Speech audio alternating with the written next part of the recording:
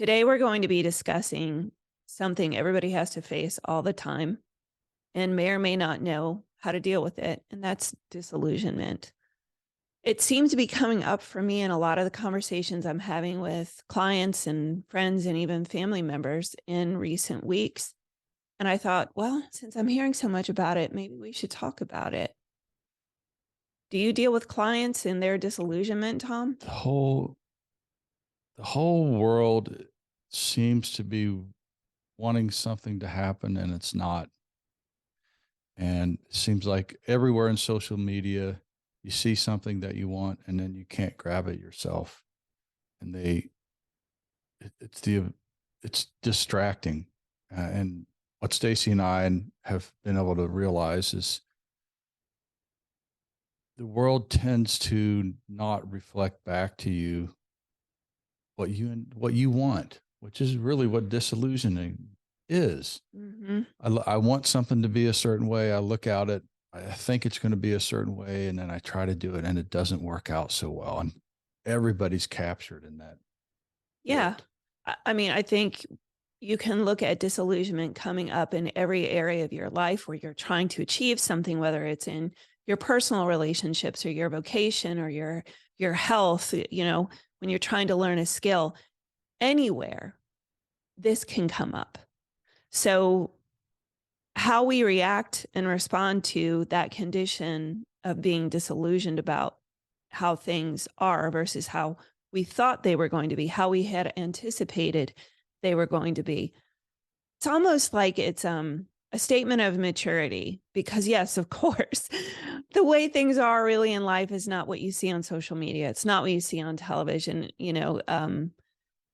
Not everybody who works hard ends up winning the trophy. And we have become conditioned as a society that, oh, I did A, B, and C. I should get, the bonus, the reward. And even when you do get the reward, is it really what you thought it was going to be? And how much of your time and effort have you spent in pursuit of something only to find out that it wasn't what you anticipated? I think people are really robbed of joy and happiness and connection in the moments that they have with people when they have their sights set on the horizon where over there something is going to be better. And you miss the moments of the people that you have in your life and the experiences that you have right in front of you when you're focusing nonstop on what's going to happen when. Yeah, the disillusioning of youth. I think the opposite of being disillusioned is wisdom, where you Mm, okay, here we go. We've seen this 1,000 times. It's not what we anticipate. And in the SEAL training, not that it's a greatest way to get a rendition of this, but it's very disillusioning for a young kid to try so hard and get there, and it ain't what you think. mm-hmm. It's either easier, the people don't treat you well, because you look at the SEAL community, or at least I looked at the SEAL communities. These guys are going to be team centered, straightforward, and you go to training, and it's not even close to what you thought. And I went through before there was really the YouTubes and the computers where you could see anything. Mm-hmm. You didn't even know what the training was going to be like. Now you can download it before you go and practice it. And it's very disillusioning to sit there and go, wow, I want to be a SEAL, but I got to suffer through things that I would never want to suffer through. I don't want to be cold. I don't want to do this. I don't want to do 6,000 push ups, but I want this end goal. And if you've not gone through many moons of bad experiences, you're left with, I'm not interested anymore. I think the same thing can be said for a great many things. A lot of women aspire to have children and become mothers and have families. And I think there's probably a lot of disillusionment Oh, with horrible. motherhood because you immediately are committed every moment of the day to someone other than yourself. And for me, I was an older first time mom. So I think I had done and experienced most everything I wanted to before we had kids. But for a lot of people, I think they feel that they're missing something and they long for experiences other than what are right in front of them. And I guess that's a great way to describe disillusionment. Well, like go back to the motherhood, and every person I've trained, man, woman, even before we went into this training with clients, uh, talk about motherhood. It's fun going in, and it's disheartening and disillusioning when it comes out because you have no skills. Nothing really works for the man or the woman once delivery happens, unless you're one of those really lucky few women who all of a sudden everything works in your body. But it was very disillusioning to bring kids back home the first time and just be straightforward. It wasn't disillusioning for me. But I didn't have the that milk doesn't experience. drop like you think. Mm. This doesn't work. I can't move. I can't sleep. Oh my gosh, I thought it was just going to be this wonderful nurturing experience, and it's exhausting. I don't know what I'm going to do. I didn't know Well, what to do as a it's dad. definitely one of those things that nobody teaches you how. You Yeah. can't learn how. It's trial by fire when you become parents. And Yeah. it's been funny to watch men try to figure out how to be a dad, because you think, I'm going to take my son, fishing, and dude, they can't even burp. They can't even eat. You think it's going to happen now. And that's why the difference between disillusionment and wisdom are quite different.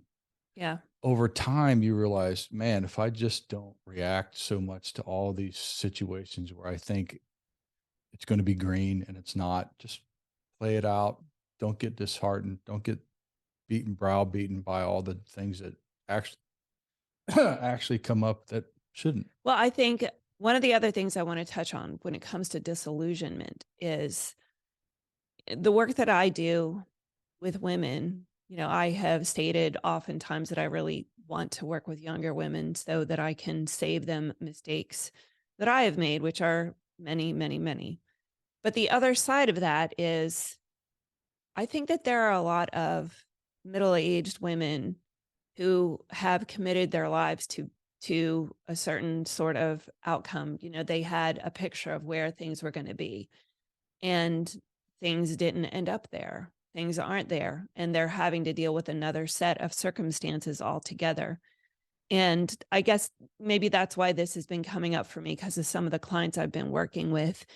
And to see people go from this experience of disillusionment to an experience of pursuing something that's worth their time and their effort and their life. I mean, that's really exciting when you see women who are have raised children and been in long-term marriages that have, for one reason or another, fallen apart, and to see a woman go, okay, well, I'm not where I thought I was going to be, but I'm still en route to where I want to be, or I can find joy in this moment, and I can find connection with my kids in this moment. So helping people deal with that disillusionment, it's extraordinary to watch how if you get people to focus on right here, right now, and what they can do in the throes of their own performance, that the disillusionment sort of begins to fade away.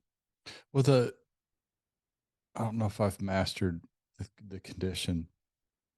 I get negative very quickly, but then I get back in the game, Yeah. and I'm probably the most negative human being, but I stay in the game. The Yep. disillusioned brain does not want to stay in the game. Right. How many times can you fall apart doing your best and then get back on the horse?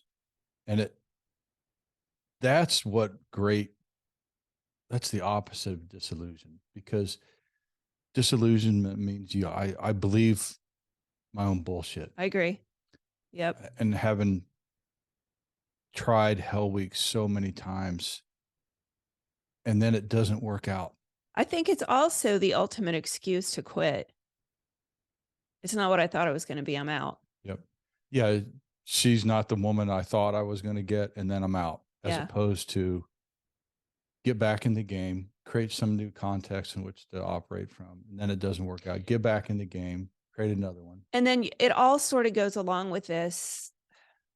this mindset that everywhere you look, people want to be demonstratively successful. They want to have, this ridiculous thing of people renting cars to take pictures and post them on Instagram of them standing in front of like Ferraris because everybody wants that success.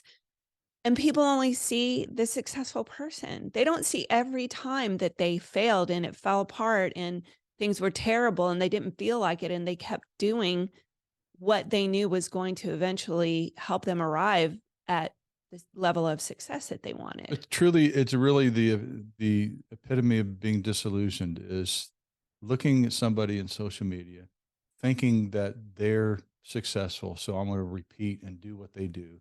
So everybody thinks you're going to be better. Go buy a Ferrari. Literally, go buy a Ferrari, commit to that's going to make you a better human being. And then you give me a call. And that's the epitome of being disillusioned. It's a freaking car. Yeah. And And then if it's a the disappointment. women enjoy Yeah. the car, they're probably not the woman that you want anyway. She stared me down on that one. Did you see that? Not the car I want. I have the car I want. Pretty spoiled. So if you find yourself dealing with disillusionment and you'd like to discuss it, we would love to hear from you and help you through that. Thanks for listening today. Thanks for joining me, Thom, and we look forward to seeing you next time. Thanks, Stacy.